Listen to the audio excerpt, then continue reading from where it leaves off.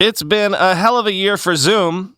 I mean, it's been a hell of a year for all of us. But a year ago this time, Zoom was, just a newly public company that, we tech nerds were aware of because it was becoming the de facto way to conduct remote meetings.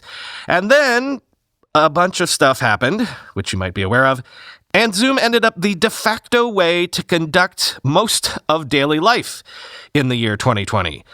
So a question a lot of people have been asking is, what is next for Zoom? Sure, the company is killing it with revenue growth, and their stock has been on a tear, but what comes beyond video? Could Zoom leverage their amazing success this year and their stranglehold on business interactions this year to become more of a productivity platform? Could Zoom have longer legs? Well, sources are telling the information that Zoom has begun developing a web email service for businesses that they intend to trial next year and is also considering building a calendar app. Quote, after an extended period of surging sales growth, the possibility that COVID-19 vaccines will allow workers to return to offices sometime next year, potentially becoming less reliant on video conferencing, has increased the urgency inside Zoom to map out the company's next act. Zoom's shares have risen 500% since the beginning of the year, but are trading well below their October peak.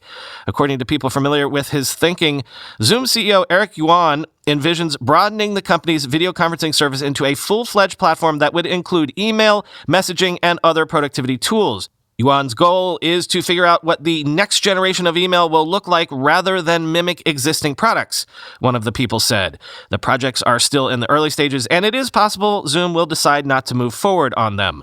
Yuan's aim to build email and calendar services is part of a strategy to compete with Microsoft and Google for large corporate customers, the people said.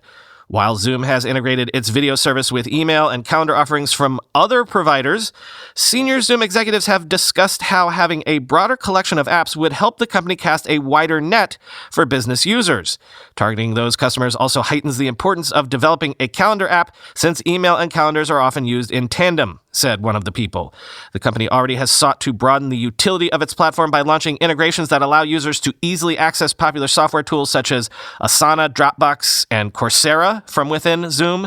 The integrations are a clear sign that Zoom wants to expand its identity beyond video conferencing, said Raul Caston Martinez, a senior research analyst at 451 Research, part of S&P Global Market Intelligence. That tells you they are definitely looking into expanding into productivity, he said. Zoom says they are doing this through third parties, but it could make sense if they look to expand this with their own technology, end quote. As Martin Bryant tweeted, quote, business email is incredibly hard to break into with a differentiated product that enough people will switch to, but hey, that's what they said about video conferencing, end quote.